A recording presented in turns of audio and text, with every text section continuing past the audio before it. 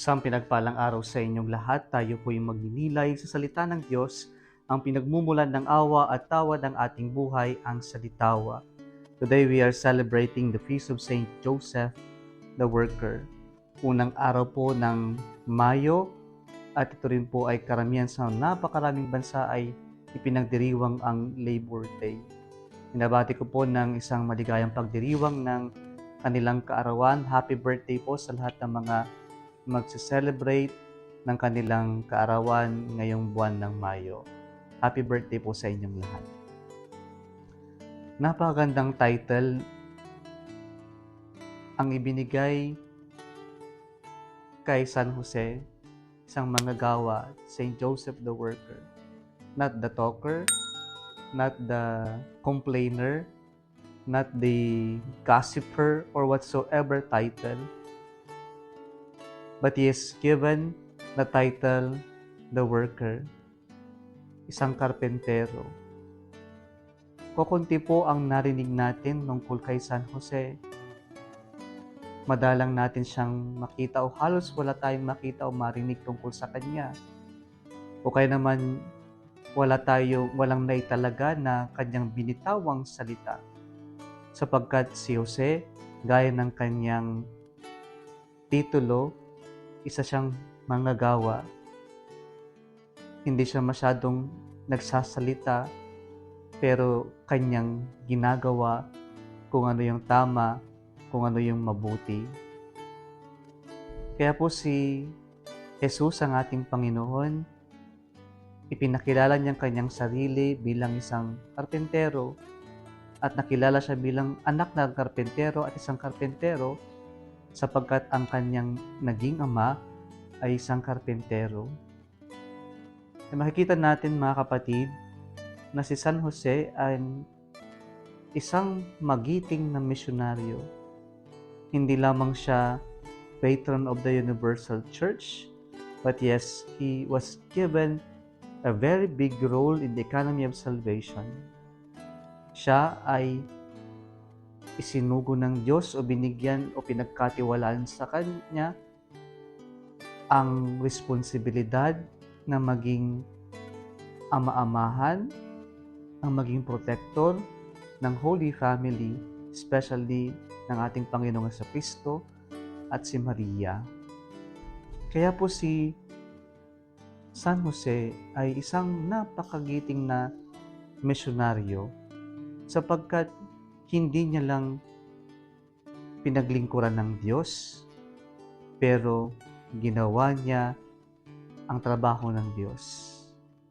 And so, a missionary is someone who does not only work for God, but someone who does the work of God. Ibig sabihin nun, on behalf of God. Ginawa niya ito, ginawa niya yung kanyang mission, ginawa niyang trabaho ng Diyos.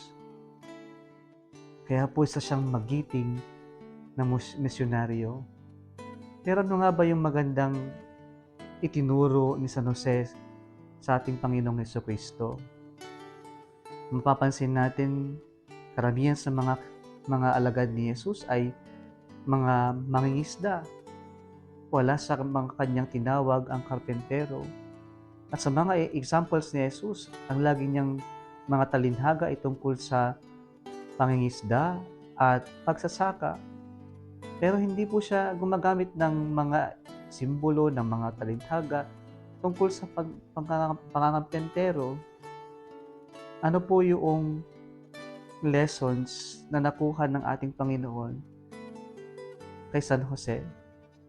Una po, ang isang karpentero ay gumagawa. At yung paggawa niya ay hindi naghihintay gaya ng isang mangingisda na pumalaot at mangisda at maghintay kung may huli, o yung isang magsasaka na hintayin na lumago yung kanyang mga tanim at mag-harvest. Pero ang isang karpentero, siya mismo ang nagpupunta. Siya yung doer, siya yung unang gagawa. siya yung unang kikilos upang sa ganun hubugin yung kahoy at gawing isang obra maestra. Kaya po ang maganda dito na nakuha ng ating Panginoon kay San Jose ay yung initiative na siya yung gumagawa ng unang hakbang para para gawin yung tama, para isaayos yung sitwasyon. Sa palagay ko, ito ang sinabuhay ng ating Panginoong Hesukristo. Siya yung laging nauuna, siya yung laging gumagawa ng initiative para lumapit sa atin at para tayo'y dalhin niya sa kanyang Ama. Pangalawa po, ang isang karpentero ay hindi lamang siya yung nauuna, pero ang isang karpentero ay nanghuhubog. He transforms the wood into a masterpiece. Ito po yung natutunan ng ating Panginoon kay San Jose.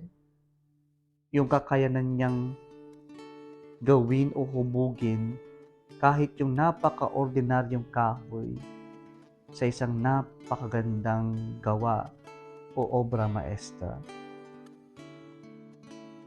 Sa palagay ko, ito ang ginawa ng Diyos sa ating ganitong kalagayan, kahit na napakasimple. Jesus can transform whatever is so simple, whatever is so ordinary, into something extraordinary and special. And so, ganun din ang Diyos sa atin, na kahit ganito lang tayo, kahit na simple lamang tayo, kahit ito yung kaya lang natin ibigay.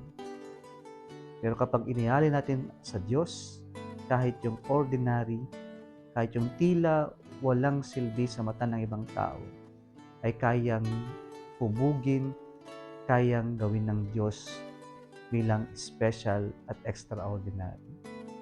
Kaya lang natin ang Diyos na tayo'y kanyang hawakan, tayo'y hubugin. Na kahit na may depekto pa tayo sa ating mga wounds, sa ating mga past, sa ating mga kahinaan, ang Diyos kayang-kaya tayong hubugin at gawin tayong kanyang obra maestra o masterpiece. Pahintulutan lang natin ng Diyos na tayo'y kanyang hubugin, na tayo ay kanyang ayusin, na tayo ay kanyang gabayan sa kanyang mga kamay upang sa ganon tayo ay maging isang magandang masterpiece ng Diyos. Muli isang pinagpalang araw sa inyong lahat.